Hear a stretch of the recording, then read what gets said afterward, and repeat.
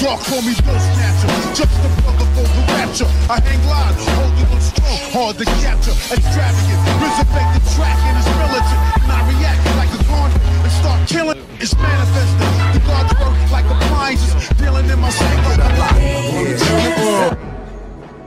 Yo, what's going on, everybody? It's your boy Naruto Explain here, and today we're going to be having a follow-up to Boruto Chapter 68 because, as you all know, the last manga chapter left off with one huge cliffhanger. Code and Ada were now inside of the village. Shikamaru had told Ino to let Naruto know about the situation, and Sasuke was confirmed to have found Code's hideout in the Land of Snow. A battle inside of Konoha seemed like an absolute certainty, barring any major disruptions, which is why it's time for us to bring up a scenario that none of us truly dreamed would happen at this point in the story up until now, which is Boruto and Sasuke fighting side by side as master and student. I don't know about you, but I'm absolutely hyped about this. Up until this point, Boruto's shown himself to be a very capable shinobi, even as far back as the Chunin exams when Momoshiki showed up, where in the Boruto movie novel, the striking power and speed of Boruto and Sarada were compared to being that of Jonin, and Boruto had mastery of 3 changes in chakra nature at that time. However, any battle that we thought we might see would be Boruto playing mostly the support role, because anyone strong enough to force Sasuke into a battle was obviously going to be somebody too strong for Boruto to do more than assist. However, all of that changed now that Sasuke's been significantly depowered by having the Rinnegan destroyed, and Boruto's body's been converted into being 100% Otsutsuki on a genetic level. And whether or not it be a fluke or it be legit mastery of karma, Boruto now has the opportunity to fully tap into Momoshiki's power and stack that power on top of his own. And the timing couldn't be more appropriate now that it seems inevitable that Code's about to get his limiters removed. We've gone from it being an unknown process for this to happen to it being flat out stated that Code just needs Amado to make eye contact and issue a verbal command, and then Code's gonna get a huge power up of Super Saiyan-like proportions. At that point,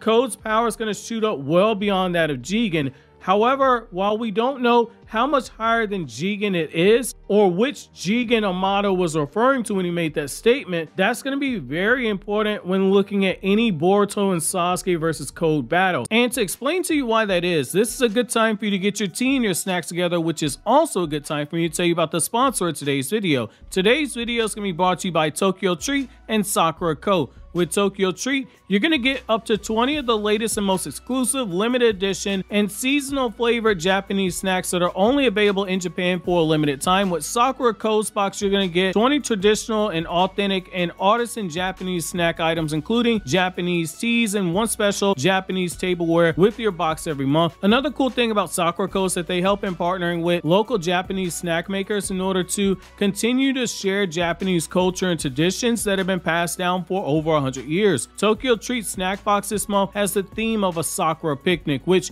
is available for this month only. The exclusive snacks include Pine Sakura Candy, Strawberry and Red Bean Loaf, and Kit Kat Banana Caramel. The Pine Sakura Candy and Strawberry and Red Bean Loaf are made exclusively for Tokyo Treat subscribers. Meanwhile, Sakura Co's theme this month is matcha and mochi. Now, as somebody who absolutely loves drinking tea, it was love at first sight with their Sakura tea, which is made exclusively for Sakura Co. And in this box, we got a few snack items that are going to grab your attention. However, what got my attention the fastest was the Daifuku and the mochi that was included, as well as the really informative booklet that gives you explanations about everything that's inside the box, as well as a lot of information about Japan that I recommend reading. Now, check out my link in the description box, as well as the pinned comment, to order either a Tokyo Treat box or a Sakura Co box and use my promo code EXPLAINED for $5 off your first order. Order now because this month's boxes have to be ordered by April 30th. Thanks again to Sakura Co and Tokyo Treat for sponsoring today's video. You might be asking yourself right now, why does that matter? And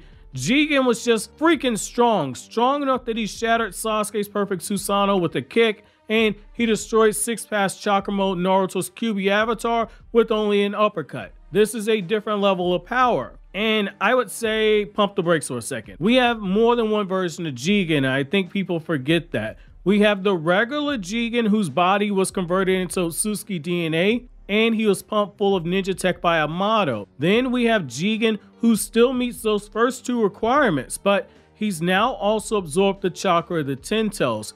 Those are two different versions of Jigen, both incredibly powerful, but one was juiced up on chakra of the Ten Tails before the fight with Naruto and Sasuke, which is going to be a very sharp increase in power. Just go back to the war. A small taste of 1/2 of the Kyuubi's chakra that Naruto had in the war tripled the power of even the weakest ninja on the battlefield, to the point where somebody like Kiba wasn't getting killed by projectile attacks from the Ten Tails, which makes Jigen on Jubi chakra combined with karma what he did to Naruto and Sasuke downright criminal. Due to us not knowing which Jigen code's being scaled to, this makes it a bit of an issue. But it's also a fun one to discuss. If it's Jigen without the Jubi chakra being factored in, Boruto with karma and Sasuke with EMS should stand a decent chance in a battle, and I'm going to explain to you guys why. During Code's battle with Boruto a few chapters ago, despite Boruto, even when he used karma, Code was still clearly above Boruto until Momoshiki took over his body,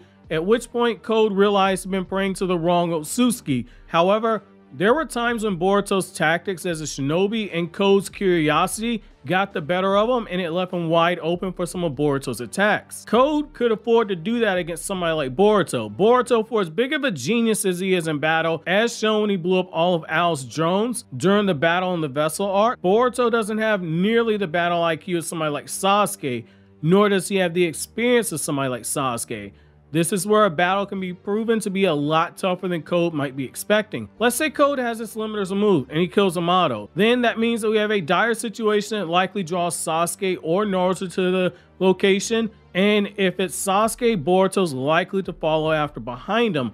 Code is going to want to test out his power, and Shikamaru's going to be too weak to do so, which makes Sasuke someone who's his target for assassination, the perfect choice for Code. Boruto is also his target that he wants to feed to the Ten Tails. It's a win-win. Sasuke's gonna feel the urge to protect Boruto from Code because he is his student. If Code approaches this 2 versus 1 battle with arrogance and curiosity, that means he's going to use one too many of his ninja tech abilities in battle, like those claw marks for instance, which means that Sasuke is going to be able to break down that jutsu very quickly, just as he did in the battles with Momoshiki and Jigen. In fact, Sasuke might very well already have a counter strategy in mind, because Sasuke a few chapters ago, he was studying the claw marks in person, and likely has been debriefed by Boruto about how Code's claw marks work, or debriefed by Shikamaru on how the claw marks work. Sasuke is the worst person to go into a battle with when he has intel on you and he has an ally as strong as Boruto. This two-man team is formidable, more so now than ever before.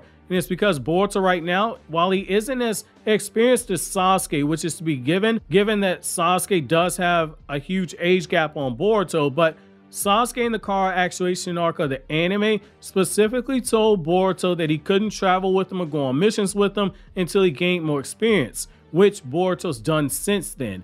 Boruto has a few methods of fighting that actually complement Sasuke. Boruto's Vanishing Rasengan can be used in combination with Sasuke's attacks, with Sasuke drawing the attention on Code while creating an opening for a Vanishing Rasengan to hit. Boruto's Wind Release Chakra can increase Sasuke's Amaterasu and his other Fire Release Jutsu. Not only that, but Sasuke now has intel on Code, and he's perfectly positioned to take advantage of Code's weakness and arrogance. The claw marks allow Code to pop up anywhere. It's something that he's relying on like a crutch.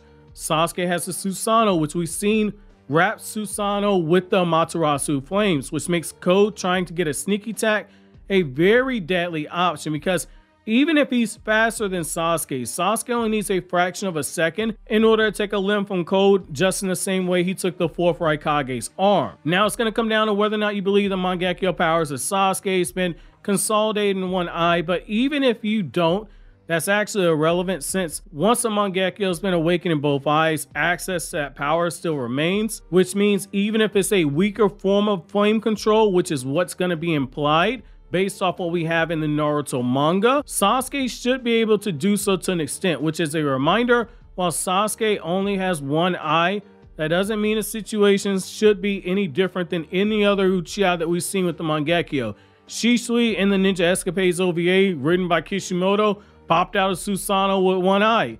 Itachi popped out a Susanoo when his Mangekyo Sharingan light had burned out. Madara popped out a Susanoo after being revived via Rini Rebirth and having no eyes at all. All those characters are able to manifest a Susanoo from a complete version to a partial manifestation, which means it shouldn't be crazy to say that since they had access to Susanoo, that they shouldn't be able to use their other Mangekyo powers, similar to how Susanoo in that state, while it wasn't as potent as it would have been if both of their eyes were together or in the same body, it was still there to a weaker extent. This is what makes Boruto and Sasuke so deadly, because as Sasuke said in, I believe, episode 218 or 219, a shinobi is dealt with the hand that they're given. Sasuke's gonna make do with whatever abilities that Sasuke currently has. Sasuke has the experience, he has the intelligence. If this is codes without limiters that is stronger than Jigen pre-Jubi chakra, then they have a chance to fight him off and take the advantage. There's enough there to where that is possible, but if this is power above Jigen